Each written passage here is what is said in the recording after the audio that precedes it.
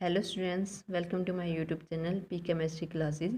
इस वीडियो में मैं आपको बताना चाहती हूँ कि CSIR नेट केमिस्ट्री इस एग्ज़ाम को कैसे कंडक्ट करता है। इस एग्ज़ाम का पूरा प्रोसीजर इसी वीडियो में आप लोगों को बता दिया जाएगा। उससे पहले मैं आप लोगों को बताना चाहती हूँ कि जो स्टूडेंट CSIR नेट केमिस्ट्री दिसंबर 2020 की तैयारी कर रहा है या करना चाहता है, वो मेरे चैनल को ज्वाइन कर सकता है, क्योंकि मैं उनको डेली बेसिस पे वीडियो प्रोवाइड करवाऊँगी। उसके साथ साथ में जो प्रीवियस ईयर के क्वेश्चन हैं, जो पिछले 10 ईयर्स के हैं, उनको सॉल्व किया जाएगा। उसके साथ साथ मैं आप लोगों को डेली DPP प्रोवाइड करवाऊंगी, जिसमें 10 से 12 क्वेश्चन तो होंगे जो प्रैक्टिस के लिए बहुत इंपॉर्टेंट हैं। हमारी इस वीडियो में जो सबसे मेन पॉइंट होगा वो होगा एक्सेप्शन केसेस प्लस ट्रिक्स, क्योंकि एक्सेप्शन केसेस से क्वेश्चन बहुत ज़्यादा पूछे जाते हैं। तो जितने भी मैंने ट्रिक्स यूज़ की हैं मेरी, जब मैं इसकी तैयारी करी थी CSIR नेट केमिस्ट्री की, तो जितनी मैंने इसकी ट्रिक्स यूज़ की हैं उन सबको मैं आप लोगों को ज़रूर बताऊंगी। साथ ही साथ जितने भी इसमें एक्सेप्शन केसेस आए हुए हैं उन लोगों वो सब भी आप लोगों को बताया जाएगा, क्योंकि CSIR नेट केमिस्ट्री ज़्यादातर क्वेश्चन एक्सेप्शन केसेस से ही पूछता है, और स्पेशली इनऑर्गेनिक केमिस्ट्री से तो ओनली एक्सेप्शन केसेस से ही क्वेश्चन बनते हैं। ठीक है, तो मैं आप लोगों को मेरी हर वीडियो में जितने भी एक्सेप्शन केसेस या ट्रिक्स होंगे मैं आप लोगों को बताऊंगी। तो मेरे चैनल को ज्वाइन कीजिए, सब्सक्राइब कीजिए। तो अब मैं बताती हूँ कि इसका मोड ऑफ एग्जामिनेशन क्या होता है। जो CSIR नेट केमिस्ट्री है वो किस पैटर्न में अपना एग्ज़ाम लेता है। तो स्टूडेंट, मैं बताना चाहती हूँ कि जो मोड ऑफ एग्ज़ाम है CSIR नेट केमिस्ट्री का, वो है कंप्यूटर बेस्ड टेस्ट। ये दिसंबर 2019 के बाद से लागू हुआ है। ठीक है, तो अब मैं बताती हूँ इसका पैटर्न ऑफ एग्ज़ाम, मतलब इसमें क्या किस टाइप से वो हमारे क्वेश्चन आएंगे, मैं उसका वो बता देती हूँ। ठीक है, सारे क्वेश्चन क्या होंगे, मल्टीपल चॉइस क्वेश्चन होंगे। ठीक है, 3 घंटे का पेपर होगा हमारा, और इसमें मैक्सिमम मार्क्स होंगे 200।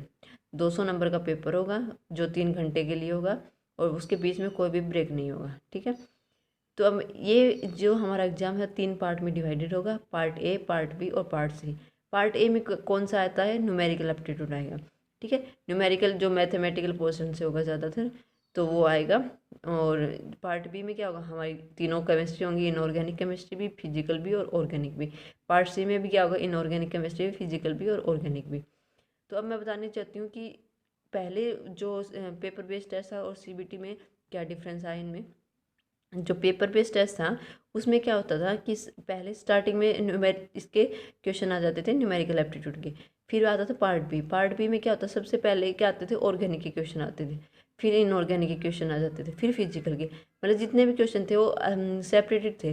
पहले ऑर्गेनिक आती थी, फिर इनऑर्गेनिक आती थी, फिर फिजिकल आती थी।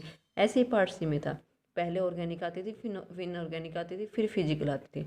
बट अब जो कंप्यूटर बेस्ड टेस्ट हुआ है उसमें क्या चेंजमेंट आ रहा है कि रैंडम आ रहे क्वेश्चन, कभी फिजिकल का आ जाता है, कभी ऑर्गेनिक का, कभी इनऑर्गेनिक आ जाता है। मतलब हमें नेक्स्ट क्वेश्चन का नहीं पता होता कि नेक्स्ट क्वेश्चन किसका आएगा, फिजिकल का आएगा या ऑर्गेनिक का या इनऑर्गेनिक का। तो ये थोड़ी डिफिकल्टी हो रही है बच्चों में। ठीक है, और इसमें कोई चेंजमेंट नहीं हुआ है। तो अब मैं बताती हूँ कि इसमें कितने क्वेश्चन पूछे जाते हैं और उसके मैक्सिमम कितने क्वेश्चन करने होते हैं और कितने नंबर के हर क्वेश्चन होता है। ठीक है, तो मैं 1 बाय 1 इनका बताती हूँ। पार्ट ए में कितने होते हैं, पार्ट ए में 20 क्वेश्चन गिवन होंगे हमें। ठीक है, हमें 20 क्वेश्चन मिलेंगे, बट उनमें से कितने करने हैं, हमें ओनली 15 क्वेश्चन करने हैं। हमें 20 क्वेश्चन तो गिवन होंगे, ठीक है, बट उनमें से हमें टॉप 15 करने हैं। ठीक है, अगर कोई 16 क्वेश्चन करता है तो उसमें भी टॉप 15 ही माने जाएंगे। जो जितने भी फर्स्ट 15 हैं ओनली वही कंसिडर किए जाएंगे। ठीक है, और जो प्रत्येक क्वेश्चन होगा वो इसमें होगा 2 मार्क्स का। ठीक है, प्रत्येक क्वेश्चन इसमें 2 मार्क्स का होगा। और जो जो मार्क्स, मतलब ये किसका होगा, जो हमने सही आंसर दिया है। अगर हमारा कोई भी क्वेश्चन गलत होता है तो जो नेगेटिव मार्किंग होगी, इसमें नेगेटिव मार्किंग भी है। ठीक है, तो जो नेगेटिव मार्किंग होगी तो वो उस क्वेश्चन की 25% होगी। ठीक है, नेगेटिव मार्किंग है 25%। दैट मीन्स टू इसका पार्ट ए से जो नेगेटिव मार्किंग का क्वेश्चन होगा हमारा, उसमें से 0.5 कटेंगे। ओके, तो इसकी नेगेटिव मार्किंग होगी पार्ट ए की 0.5। ऐसे ही पार्ट बी में क्या होगा, इनऑर्गेनिक, फिजिकल और ऑर्गेनिक के क्वेश्चन आएंगे। ठीक है, और ये कितने होंगे, 40। ये 40 क्वेश्चन होंगे, ये गिवन होंगे, बट उनमें से हमें कितने करने हैं, उनमें से हमें सिर्फ 35 करने हैं। ठीक है, मतलब हमें चॉइसेस मिली हुई है, इसमें भी चॉइसेस मिली हुई है, इसमें भी और इसमें भी चॉइसेस मिली है। ठीक है, और हर क्वेश्चन कितने मार्क्स का होगा, 2 मार्क्स का होगा। ठीक है, और इसमें भी नेगेटिव मार्किंग कितनी होगी उसकी 25%, मतलब 0.5। मतलब अगर हमारा एक रॉन्ग आंसर हुआ तो उनमें से इस इन क्वेश्चन में से अगर कोई एक रॉन्ग आंसर हुआ तो उसका 0.5 नंबर काट लिया जाएगा। पार्ट सी में कितने होते हैं क्वेश्चन? 60 क्वेश्चन आते हैं, ठीक है, बट उनमें करने कितने? ओनली 25। कितनी ज़्यादा चॉइसेस मिली हुई है हमें इस पार्ट में। यही पार्ट सबसे ज़्यादा स्कोरिंग होता है, इसी पार्ट से ही टॉप 100 में रैंकिंग आ सकती है। अगर आप लोगों ने ये वाला पार्ट अच्छे से किया है दैट मीन्स आपकी टॉप 100 में रैंकिंग ज़रूर आएगी। ओके, तो ये बहुत स्कोरिंग पार्ट होता है, ठीक है। अब ये पार्ट सी का जो क्वेश्चन होते हैं वो एक क्वेश्चन कितने मार्क्स का होता है? 4 मार्क्स का, ठीक है। जो करेक्ट क्वेश्चन होगा वो हमारा 4 मार्क्स का होगा, ठीक है। और जो रॉन्ग आंसर होगा, जो नेगेटिव मार्किंग होगी, वो कितनी होगी? 1। मतलब अगर हमारे एक क्वेश्चन गलत है तो हम उसमें से एक नंबर काट लिया जाएगा, ठीक है। दैट मीन्स अब इनका हम टोटल करते हैं। टोटल क्वेश्चन कितने आए हो गए हमारे? 120 क्वेश्चन होंगे, ठीक है, गिवन। बट उनमें से करने कितने होंगे? ओनली 75। हमें 75 क्वेश्चन नहीं करने होंगे। अगर हमने 75 से ज़्यादा कर लिए, 80 कर लिए क्वेश्चन, तो उनमें से जो स्टार्टिंग के 75 होंगे ओनली उन्हीं को कंसिडर किया जाएगा, ठीक है। तो ये मार्क्स के कितने हो गए? Marks for each correct answer 200 के हो गए, ठीक है। तो ये था हमारा पैटर्न ऑफ एग्जाम। अब मैं बताती हूँ कि देखो कट ऑफ कितनी मैक्सिमम कट ऑफ जाती है 120 के अराउंड, ठीक है, वो भी JRF वालों की। जो LS जो लेक्चरशिप वाले होते हैं, जो नेट के लिए होते हैं, उनकी मतलब 10 या 15 मार्क्स कम होती है, मिनिमम 10 ही कम होती है, ठीक है। तो इतने मतलब हमें 200 में से 120 के अराउंड अगर आते हैं तो भी हम किस में चले? टॉप 10 के ऑल इंडिया रैंक में चले जाते हैं, ठीक है। तो है ना, आई मीन पता है, ओनली पार्ट सी का है ना, अच्छा प्रिपेयर कर लिया ना आप लोगों ने, आपका इजीली हो जाएगा। अगर हमने इसको 20 क्वेश्चन किए हैं, ठीक है, मान लीजिए इसमें से 2 गलत हैं, तो मतलब हमारे कितने हुए? 70 मार्क्स पार्ट सी में से आ गए, ठीक है। 35 में हमने 20 क्वेश्चन किए हैं, ठीक है। ओके, तो मतलब 25 किए हैं और कुछ गलत हो गए, मतलब 5 गलत हो गए, ठीक है। तो मतलब इसमें कितना आ सकता है हमारा? 70 मान लीजिए, 17, ठीक है। ऐसे ही कितने हो गए ये कितने हो गए? 87 मार्क्स हो गए। अब आता है इसका, अगर आपने एप्टीट्यूड थोड़ा बहुत किया हो, मतलब आपने 10 मार्क्स का भी कर लिया, 10 मार्क्स का भी कर लिया, तो 97। दैट मीन्स इतने में आपका LS तो हो ही जाएगा।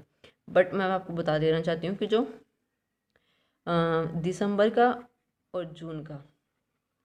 जून का पेपर थोड़ा टिपिकल आता है, ठीक है। तो इसकी कट ऑफ बहुत कम जाती है, मतलब LS की कट ऑफ तो 95 से भी कम जाती है, ठीक है। और जो JRF की है कट ऑफ, वो मतलब 100 के अराउंड रहती है, 100 या 105, मतलब इसके अराउंड रहती है, ठीक है, जो जून वाले की होती है। बट जो दिसंबर वाला है पेपर, वो थोड़ा मतलब ईजी आता है, तो इसलिए उसकी कट ऑफ थोड़ी हाई जाती है, उसकी 120 के अराउंड रहती है, ठीक है। तो जो जून वाला जो एग्ज़ाम है वो मतलब उसकी कट ऑफ बहुत कम रहेगी, ठीक है, क्योंकि वो बहुत ज़्यादा हार्ड आता है, ठीक है। तो आप इजीली मतलब ये पार्ट सी करने के बाद आप इजीली है ना उस टॉप 100 कट ऑफ में आ सकते हो, सॉरी रैंक में आ सकते हो। स्टूडेंट्स, मैं बताना चाहती हूँ कि जो CSI नेट केमिस्ट्री है उसकी जो पिछले 2 ईयर्स की कट ऑफ कैसी रही है, ठीक है। तो जो जून 2019 की कट ऑफ थी वो थी 47.75, और ये थी JRF वालों की, ठीक है। ये है अनरिजर्व कैटेगरी की, मतलब जनरल कैटेगरी की। जो अदर कैटेगरी हैं जैसे SC ST वगैरह और PWD, इन सब की क्या है, और भी डाउन है इनकी कट ऑफ, ठीक है। तो मैंने जनरल वालों की बताई है। तो ये कितनी है? जो जून 2019 की थी JRF वालों की, वो 47.75, दैट मीन्स 100 से भी कम थी, ओके। मतलब 97 के करीब होगी, ओके, 97 के आसपास थी। और जो LS थी, ये है लेक्चरशिप मतलब हम नेट का एग्ज़ाम 2 तरीके से दे सकते हैं। अगर हमने ओनली लेक्चरशिप के लिए अप्लाई किया हो, जिसमें असिस्टेंट प्रोफेसर के लिए ही हम वो एग्ज़ाम दे सकते हैं, वो या फिर जो नेट JRF के लिए हो, जिसमें हम आगे PhD करने के लिए हो, ठीक है। इसमें लेक्चरशिप भी मानी जाएगी और इसमें PhD करने के लिए भी होगा। और जो JRF है उसमें हमें स्टीफंड भी मिलता है, ठीक है। तो इसमें कितनी थी इसकी कट ऑफ 97 और इसकी ऑलमोस्ट 94 के करीब थी। ठीक है, ओके। तो अब देखते हैं दिसंबर की कितनी है 55.25, दैट मीन्स 100 से भी अब 110 के आसपास थी।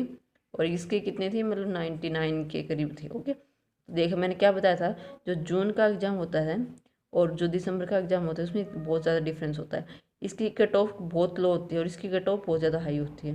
क्यों? क्योंकि ये ईजी एग्ज़ाम आता है। ठीक है, और ये थोड़ा टिपिकल आता है। ये थोड़ा टिपिकल आएगा तो उसका ऑटोमेटिकली उसकी कट ऑफ डाउन हो जाएगी। और ये थोड़ा इजी आएगा तो हर बच्चा मतलब इजीली उसको सोल्व करेगा, तो उसकी कट ऑफ ऑटोमेटिकली हाई जाएगी। जैसे इन दोनों में भी हम कंपेयर करके देखते हैं, जैसे जून का और दिसंबर का क्या हुआ कि जून में कट ऑफ कितनी है 100 से भी कम गई है, ये भी जीआरएफ वालों की। ठीक है, ये जीआरएफ वालों की कितनी गई है 100 से कम, मतलब करीबन ये भी 96 to 98 के करीब गई है। ठीक है, और इनकी कितनी गई है 57, मतलब 120 के करीब गई होगी। ठीक है, इसके अराउंड ही गई होगी। ठीक है, तो इसमें भी देखो जून वाले में कट ऑफ बहुत कम जाती है और जो दिसंबर वालों में कट ऑफ है वो बहुत हाई जाती है। तो ये पिछले 2 ईयर्स की कट ऑफ है, तो आप देख सकते हैं इतना इनमें चेंजमेंट आता है। ठीक है, तो अब हम करते हैं कि इसका जो एग्ज़ाम पैटर्न है उसके मतलब कितनी शिफ्ट में होता है। वो 2 शिफ्ट में होता है। जो फर्स्ट शिफ्ट होती है वो ये पहले एक ही शिफ्ट में होता था। ठीक है, बट जब से कंप्यूटर बेस्ड टेस्ट हुआ ये 2 शिफ्ट में होने लगा है। फर्स्ट शिफ्ट है 9:30 AM से 12:30 PM तक होगी, और जो सेकंड शिफ्ट होगी वो 12:30 PM से 5:30 PM होगी। ठीक है, तो ये 2 शिफ्ट में हमारे एग्ज़ाम कंडक्ट किया जाएगा। अब नेक्स्ट आता है एलिजिबिलिटी क्राइटेरिया। तो जो स्टूडेंट एमएससी कर रहा है या उसके इक्विवेलेंट उसके पास डिग्री है, एमएससी कर ली या उसके इक्विवेलेंट उसके पास डिग्री है, या फिर कोई इंटीग्रेटेड कोर्स कर रहा है जैसे BS MS इकट्ठा कर रहे हैं, या बैचलर इंजीनियरिंग की है, या बीटेक की है, या बी फार्मा की है, या MBBS की है, बट उसके साथ क्या होना चाहिए, उसके पास 55% मार्क्स होने चाहिए जनरल कैटेगरी वालों के लिए और OBC कैटेगरी वालों के लिए। ठीक है, 55 मार्क्स उन स्टूडेंट्स के होने चाहिए जो ये सब कोर्स किए हुए हैं, तो वो अप्लाई कर सकते हैं। ठीक है, तो स्टूडेंट्स जो भी एप्लीकेंट्स SC ST कैटेगरी में आते हैं या PWD कैटेगरी में आते हैं, उनके लिए जो MSc और उसके इक्विवेलेंट डिग्री है उसमें 50% मिनिमम मार्क्स होने कंपलसरी हैं। वही एप्लीकेंट्स इस एग्ज़ाम के लिए अप्लाई कर सकता है। फिर आते हैं कि जो MSc कर रहे हैं, जिसका इनरोलमेंट है MSc में, जो जिनकी MSc परसुइंग हो रही है, तो वो क्या इसके लिए अप्लाई कर सकते हैं? यस, वो रिजल्ट अवेटेड कैटेगरी में इसके लिए अप्लाई कर सकते हैं। अगर MSc में भी अगर फर्स्ट ईयर के फर्स्ट सेमेस्टर में हो आप, तो भी आप लोग एलिजिबल हो, तो भी आप अप्लाई कर सकते हो। क्योंकि मेरी जो नेट की सर्टिफिकेट थी उसमें लिखा हुआ था कि मेरा नेट का जो एग्ज़ाम था वो जून 2019 में क्लियर हुआ था। तो ये बोल रखा था कि जो आपका अगस्त 2021 तक आपकी जितनी भी अगर सर्टिफिकेट बाकी हैं और जो भी मतलब एग्ज़ाम क्लियर होना बाकी है, मतलब पेपर का रिजल्ट आना बाकी है, तो 2021 तक आपका मतलब सारा काम पूरा होना चाहिए। तो मतलब आप लोगों को सिर्फ 2 ईयर देते हैं कि उसमें आपकी सारी सर्टिफिकेट आ जानी चाहिए और उसमें भी कोई री वगैरह नहीं होनी चाहिए। ठीक है, तो ये सब रिजल्ट अवेटेड कैटेगरी में अप्लाई कर सकते हो। और अगला है कि जिस स्टूडेंट के पास ओनली BSc डिग्री है, क्या वो अप्लाई कर सकता है? यस, वो अप्लाई कर सकता है, बट ओनली JRF के लिए। ठीक है, उसके लिए लेक्चरशिप वैलिड नहीं होगी, वो लेक्चरशिप के लिए अप्लाई नहीं कर सकता, वो ओनली BSc के लिए अप्लाई कर सकता, JRF के लिए अप्लाई कर सकता है। तो अगला आता है कि उसमें एज लिमिट कितनी होनी चाहिए। जो JRF वालों की है उनके लिए जो मैक्सिमम एज लिमिट है वो 28 ईयर होनी चाहिए। ठीक है, जो JRF का अप्लाई करते हैं वो उसकी मैक्सिमम एज लिमिट 28 ईयर होनी चाहिए। इसमें जो रिलैक्सेशन मिला हुआ है वो SC ST कैटेगरी वालों को, PWD कैटेगरी वालों को और फीमेल एप्लीकेंट को 5 ईयर का रिलैक्सेशन मिला है। जो OBC एप्लीकेंट है उनको 3 ईयर्स का रिलैक्सेशन मिला है। और जो जो कैंडिडेट ओनली लेक्चरशिप के लिए अप्लाई कर रहे हैं उनके लिए कोई भी एज लिमिट नहीं होती। पता है, हम 3 तरीक़ों से अप्लाई कर सकते हो। एक तो JRF नेट के लिए, अलग से, एक लेक्चरशिप के लिए और एक इन दोनों के लिए, ठीक है। तो वो आप लोगों पे डिपेंड है आप किसके लिए अप्लाई करते हो। ओके, मैं एक बार बता दूं कि जो जेआरएफ करते हैं, जेआरएफ के लिए अप्लाई करते हैं, उनमें साथ साथ क्या होगा, उनका लेक्चरशिप भी वैलिड मानी जाएगी, ठीक है। मतलब जेआरएफ, अगर आप जेआरएफ का टॉप में आते हो तो उसके साथ साथ आपकी लेक्चरशिप भी ऑटोमेटिकली क्लियर होगी, ठीक है। उसमें मानी जाएगी कि आपकी JRLS भी क्लियर है, ठीक है। और अगर आपने JRF क्लियर होने के बाद 2 ईयर के अंदर अंदर अगर PhD में इनरोलमेंट कर लिया तो आपको स्टीफन मिलेगा, फेलोशिप मिलेगी, ठीक है। वरना आपकी ये JRF मान्य नहीं रहेगी, ठीक है। मतलब आपका 2 ईयर का आपको ओनली ये वैलिडिटी सिर्फ 2 ईयर के लिए होती है, लेक्चरशिप के लिए कोई भी वैलिडिटी नहीं होती।